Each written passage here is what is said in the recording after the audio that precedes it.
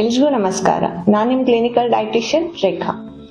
Gastritis problem ಇತ್ತೀಚಿನ ದಿನಗಳಲ್ಲಿ ಸರ್ವೇ ಸಾಮಾನ್ಯವಾಗಿ ಎಲ್ಲರಲ್ಲೂ ಕಂಡು ಬರುತ್ತಿರುವಂತಹ ಸಮಸ್ಯೆ ಅಂತಂದ್ರೆ ಗ್ಯಾಸ್ಟ್ರೈಟಿಸ್ ಪ್ರಾಬ್ಲಮ್. ಇದು ಎಲ್ಲಾ ವಯಸ್ಸಿನವರಲ್ಲೂ ಕೂಡ ಕಂಡು ಬರ್ತಾ ಇದೆ.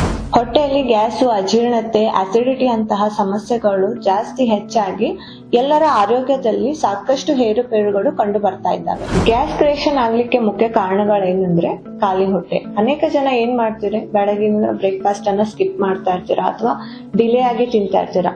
ರಾತ್ರಿ ಎಲ್ಲ ಹೊಟ್ಟೆ ಖಾಲಿ ಬಿಟ್ಕೊಂಡು ಬೆಳಗ್ಗೆ ತಡವಾಗಿ ಬ್ರೇಕ್ಫಾಸ್ಟ್ ಮಾಡೋದ್ರಿಂದ ಕೂಡ ಹೊಟ್ಟೆಯಲ್ಲಿ ಗ್ಯಾಸ್ ಕ್ರಿಯೇಷನ್ ಆಗುವಂತ ಚಾನ್ಸಸ್ ಇರುತ್ತೆ. ಇನ್ ಕೆಲವರು ಏನ್ ಮಾಡ್ತೀರಾ ಅಂತಂದ್ರೆ, ನಿಮ್ಮ ಹಸಿವಿನ ಅಗತ್ಯಕ್ಕಿಂತ ಜಾಸ್ತಿ ಆಹಾರನ ಸೇವನೆ ಮಾಡ್ತಾ ಇರ್ತೀರಾ. ಅಗತ್ಯಕ್ಕಿಂತ ಜಾಸ್ತಿ ಆಹಾರ ಸೇವನೆ ಮಾಡೋದ್ರಿಂದ ಆಹಾರ ಜೀರ್ಣ ಆಗಲು ಜಾಸ್ತಿ ಸಮಯ ತಗೊಳುತ್ತೆ. ಇದರಿಂದ ಹೊಟ್ಟೆಯಲ್ಲಿ ಕೂಡ ಗ್ಯಾಸ್ ಕ್ರಿಯೇಷನ್ ಕೂಡ ಆಗುತ್ತೆ. ಮಸಾಲೆಯುಕ್ತ ಆಹಾರ ಪದಾರ್ಥಗಳನ್ನ ಜಾಸ್ತಿ ಸೇವನೆ ಮಾಡೋದ್ರಿಂದ, ಕರಿದ ತಿಂಡಿ ತಿನಿಸುಗಳನ್ನ ಜಾಸ್ತಿ ತಿನ್ನೋದ್ರಿಂದ, ಇನ್ನ ಜಾಸ್ತಿ ಸಿಹಿ ಪದಾರ್ಥಗಳ ಸೇವನೆ, ಬೇಕರಿ ಐಟಮ್ಸ್ ಗಳನ್ನ ಸೇವನೆ ಕೂಡ ಜಾಸ್ತಿ ಮಾಡ್ತಾ ಇರೋದ್ರಿಂದ, ಇನ್ನು ಮಾಂಸಾಹಾರ ಸೇವನೆ ಜಾಸ್ತಿ ಮಾಡೋದ್ರಿಂದ, ಆಲ್ಕೋಹಾಲ್ ಇಂಟೇಕ್ ಜಾಸ್ತಿ ಮಾಡೋದ್ರಿಂದ, ಕಡಿಮೆ ನೀರನ್ನ ಕುಡಿಯೋದ್ರಿಂದ, ಬಾಡಿ ಇನ್ಆಕ್ಟಿವ್ ಆಗಿರೋದ್ರಿಂದ, ಟೆನ್ಷನ್ ಸ್ಟ್ರೆಸ್ ಗಳನ್ನ ತಗೊಳ್ಳೋದ್ರಿಂದ ಕೂಡ ಫೈಬರ್ ಲೆಸ್ ಅಂದ್ರೆ ನಾರಿನಾಂಶ ಕಡಿಮೆ ಇರುವಂತಹ ಆಹಾರ ಪದಾರ್ಥಗಳನ್ನ ಕಡಿಮೆ ಸೇವನೆ ಮಾಡೋದ್ರಿಂದ ಕೂಡ ಈ ಸಮಸ್ಯೆಗೆ ನೀವು ತುತ್ತಾಗ್ತೀರಾ. ಗ್ಯಾಸ್ಟ್ರೈಟಿಸ್ ಸಮಸ್ಯೆಯಿಂದ ಬಳಲ್ತಿರೋರಿಗೆ ಹೊಟ್ಟೆ ಉಬ್ರ ಆಗೋದು, ಹಸಿವಾಗದೇ ಇರುವುದು, ಎದೆ ಉರಿತ, ಹೊಟ್ಟೆ ಮೇಲ್ಭಾಗದಲ್ಲಿ ನೋವು ಅಥವಾ ಬರ್ನಿಂಗ್ ಸೆನ್ಸೇಷನ್ ಆಗ್ತಾ ಇರುತ್ತೆ. ಇಲ್ಲ ಕೆಲವರಿಗೆ ವಾಕರಿಕೆ ಆಗೋದು, ಅತಿಯಾದ ಬಿಕ್ಕಳಿಕೆ ಕೂಡ ಬರ್ತಾ ಇರುತ್ತೆ. ಈ ತರ ಹೊಟ್ಟೆಯ ಅಸ್ವಸ್ಥತೆಯಿಂದ ದೇಹದಲ್ಲಿ ನಾನಾ ತರದ ರೋಗಗಳನ್ನ ನೀವು ತಂದ್ಕೊತಾ ಇರ್ತೀರ.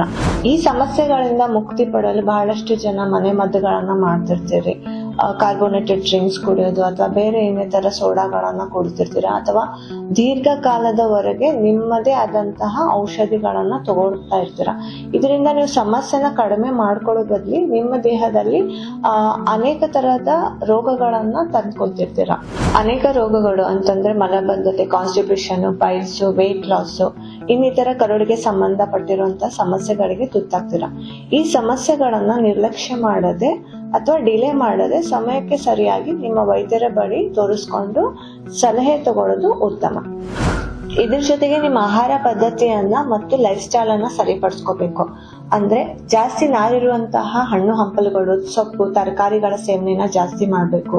ಮಸಾಲೆಯುಕ್ತ ಪದಾರ್ಥಗಳು, ಬೇಕರಿ ಐಟಮ್ಸ್, ಸಿಹಿ ತಿಂಡಿ ತಿನಿಸುಗಳು, ಕರಿದ ಪದಾರ್ಥಗಳು, ಮಾಂಸಾಹಾರ ಸೇವನೆಯನ್ನ ಕಡಿಮೆ ಮಾಡಬೇಕು. ಆಹಾರನ ಆದಷ್ಟು ಅಗತ್ಯ ತಿನ್ನುವಂತ ರೂಢಿ ಮಾಡ್ಕೊಳ್ರಿ. ಅಂದ್ರೆ ಕೆಲಷ್ಟು ಜನ ಏನ್ ಮಾಡ್ತಿರ್ತೀರಿ, ಅವಸರದಿಂದ ಅಂದ್ರೆ ಹರಿಬರಿಯಲ್ಲಿ ಫಾಸ್ಟ್ ಆಗಿ ಊಟ ಮಾಡ್ಕೊತಾ ಇರ್ತೀರ. ಆ ರೂಢಿಯನ್ನ ತಪ್ಪಿಸ್ಕೋಬೇಕು. ಇನ್ನು ಊಟ ಆದ ತಕ್ಷಣ ಮಲಗ್ಬಿಡೋದು ಅಥವಾ ಜಾಸ್ತಿ ಹೊತ್ತು ವಂಚಕದಲ್ಲಿ ಕೂತ್ಕೊಳ್ಳೋದು, ಈ ರೂಢಿಯನ್ನ ತಪ್ಪಿಸ್ಕೊಳ್ಳೋದು ಕೂಡ ಉತ್ತಮ. ಆಲ್ಕೋಹಾಲಿಕ್ ಇಂಟೇಕ್ ಅನ್ನ ಕಡಿಮೆ ಮಾಡ್ಕೊಡ್ರಿ. ಇನ್ನು ಮನೆ ಮದ್ದುಗಳಾದ ಸೋಡಾ, ಇನ್ನಿತರ ಕಾರ್ಬೋನೇಟೆಡ್ ಡ್ರಿಂಕ್ಸ್ ಗಳನ್ನ ಕುಡಿಯೋದನ್ನ ಕಡಿಮೆ ಮಾಡ್ಕೊಳ್ಳಿ.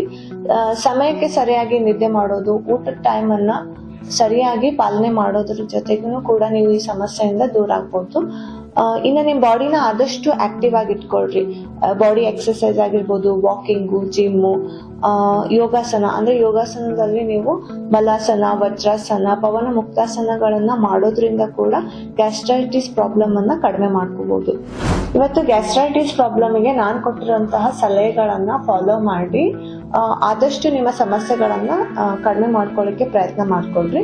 ಇವತ್ತು ನನ್ನ ವಿಡಿಯೋ ನಿಮ್ಗೆ ಇಷ್ಟ ಆದಲ್ಲಿ ಶೇರ್ ಮಾಡ್ರಿ, ಕಮೆಂಟ್ ಮಾಡ್ರಿ, ಲೈಕ್ ಮಾಡ್ರಿ ಅಂಡ್ ಸಬ್ಸ್ಕ್ರೈಬ್ ಮಾಡ್ರಿ. Thank you.